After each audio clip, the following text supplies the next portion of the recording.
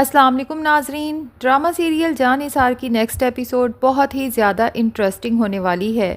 کیونکہ کشمالہ جو یہ سوچ کے خوش ہے کہ شاید سرفراز کو اپنے ساتھ ملا کے وہ دعا کو ہمیشہ کے لیے اپنے راستے سے ہٹا سکتی ہے،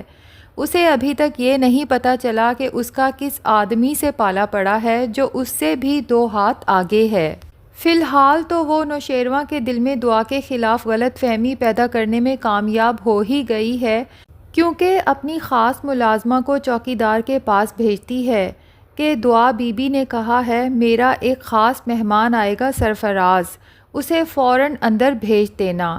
اب چوکیدار کے ذہن میں تو یہی ہے کہ یہ حکم دعا بی بی کی طرف سے آیا ہے، اور کشمالہ سرفراز کو بتا دیتی ہے کہ اس وقت نوشیروان غزنوی گھر پہ نہیں ہے، بہت اچھا موقع ہے، جلدی سے تم دعا سے ملنے پہنچ جاؤ۔ اب جب سرفراز گیٹ پہ آتا ہے تو چوکیدار اسے فوراً اندر بھیج دیتا ہے۔ دعا جب اچانک سرفراز کو اپنے سامنے دیکھتی ہے تو وہ تو بہت پریشان ہو جاتی ہے کہ اس کی اتنی جرأت کہ یہ میرے گھر کے اندر انٹر ہو گیا، آخر اسے اندر آنے کی اجازت کس نے دی؟ اور پھر سرفراز کشمالہ کے کہنے پر ہی دعا سے اپنی محبت کا اظہار کرتے ہوئے کہتا ہے کہ دعا، میں تو ویسے بھی فضا سے محبت نہیں کرتا تھا، اسے چھوڑنے والا تھا، خاص طور پہ جب میں نے تمہیں دوبارہ دیکھا تو میری وہی سوئی ہوئی محبت جاگ اٹھی۔ میں مانتا ہوں میں نے تمہارے ساتھ غلط کیا، لیکن وہ محض ایک غلط فہمی کی وجہ سے تھا، مجھے نہیں پتا تھا کہ جہاں میں تمہیں چھوڑ کے جا رہا ہوں وہ جگہ اتنی خراب ہے،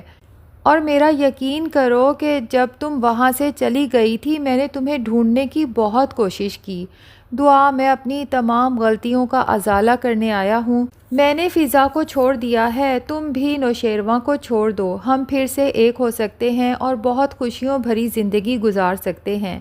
دراصل کشمالہ نے سرفراز کو یہ لالچ دی ہے کہ جو پیسہ میں تمہیں دوں گی دعا کو نوشیروان کی زندگی سے نکالنے کے لیے وہ تو ہے ہی، لیکن اس کے ساتھ ساتھ نوشیروان نے یہ محل نما گھر بھی دعا کے نام کر رکھا ہے، اور اس کے ساتھ ساتھ بہت سی دولت جائیداد ہے جو اس وقت دعا کے نام ہے۔ اگر تم دعا کو اپنی جھوٹی محبت کے جال میں پھنسانے میں کامیاب ہو جاؤ تو سوچو کہ دعا کے ساتھ ساتھ اس کی یہ ساری دولت جائیداد بھی تمہیں مل جائے گی۔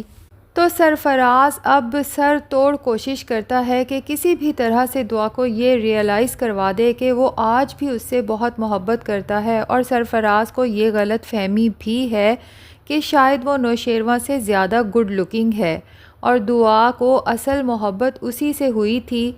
نوشیروان سے تو شادی اس نے محض اس دولت اور روپے پیسے کی وجہ سے کی ہے، لیکن دعا کو تو اس سرفراز پہ پہلے ہی غصہ تھا کہ اس کے گھر والوں کے سامنے بھی اس نے یہی بکواس کر کے شرمندہ کروایا، اور اب یہاں پہنچ گیا، اسی لیے فوراً گارڈز کو بلواتی ہے اور دھکے مار مار کے اسے گھر سے باہر پھینکوا دیتی ہے۔ لیکن اوپر کھڑی کشمالہ جو یہ سب منظر اپنی آنکھوں سے دیکھ رہی ہے دل ہی دل میں بہت خوش ہوتی ہے، اور نوشیروان کے آتے ساتھ ہی آگ لگانا شروع کر دیتی ہے کہ آپ کو کچھ علم بھی ہے، آپ کی بیوی آپ کی غیر موجودگی میں اپنے پرانے عاشق سے ملتی ہے، یہ تو آج میں گھر پہ تھی تو میں نے اپنی آنکھوں سے یہ نظارہ دیکھ لیا، اور جو کچھ میں نے سنا بس مجھ سے پوچھے مت، میری زبان پہ وہ الفاظ نہیں آ سکتے۔ مجھے تو بہت افسوس ہے کہ جس عورت کو آپ اپنے ساتھ وفادار سمجھتے تھے وہ آپ سے اتنی بڑی بے وفائی کر رہی ہے۔ اب پتہ نہیں یہ سلسلہ کب سے جاری ہے، اگر آپ کو میری بات پہ یقین نہیں آتا تو آپ چوکیدار سے ایک دفعہ پوچھ لیں۔ نوشیروان دعا سے بات کرنے سے پہلے چوکیدار کو بلواتا ہے تو چوکیدار بتاتا ہے کہ جی دعا بی بی نے ملازمہ کے تھرو کہلوا بھیجا تھا کہ میرا خاص مہمان سرفراز آئے گا، اسے فوراً گھر کے اندر بھیج دینا۔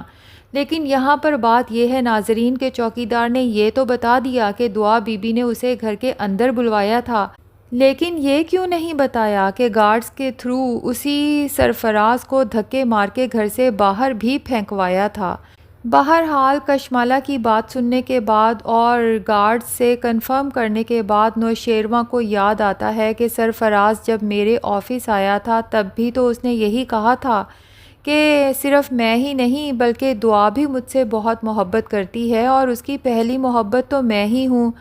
تم سے تو شادی محض اس نے پیسوں کی خاطر کی ہے۔ اور زندگی میں پہلی بار نوشیروان کے دل میں بھی دعا کے لیے شک کا بیج آخر کار بویا جاتا ہے۔ اب کشمالہ تو بہت محظوظ ہوتی ہے، نوشیروان کو پریشان دیکھتی ہے تو اسے یقین آ جاتا ہے کہ میں آگ لگانے میں کامیاب ہو چکی ہوں۔ اپنی کامیابی کا جشن منانے کے لیے سرفراز کو کال کر کے کہتی ہے کہ تم بہت اچھا کھیل رہے ہو، جس طرح سے چل رہے ہو نا، بس اسی ایکٹنگ کو جاری رکھو، مجھے یقین ہے کہ تمہیں امیر ہونے سے کوئی نہیں روک سکتا، اور جتنی دولت تمہارے پاس آنے والی ہے نا، تمہیں ٹکے ٹکے کی نوکری کے لیے در بدر پھرنے کی ضرورت نہیں پڑے گی، بلکہ تمہاری 7 نسلیں بیٹھ کے کھائیں گی۔ سرفراز جو ہمیشہ سے ہی امیر ہونے کے شارٹ کٹ ڈھونڈ رہا تھا، وہ تو مزید خواب سجانے لگتا ہے کہ اس کی زندگی تو جنت بننے والی ہے۔ دوسری طرف دعا نوشیروان کو لاکھ دہائیاں دیتی ہے کہ جو کچھ وہ سوچ رہا ہے ایسا کچھ بھی نہیں ہے۔ دعا تو پہلے ہی فضا کی وجہ سے بہت پریشان تھی کہ سرفراز کی باتوں کی وجہ سے فضا کا دل میرے خلاف ہو چکا ہے، لیکن دعا نے یہ تو کبھی خواب میں بھی نہیں سوچا تھا کہ نوشیروان کا دل بھی میرے خلاف ہو سکتا ہے۔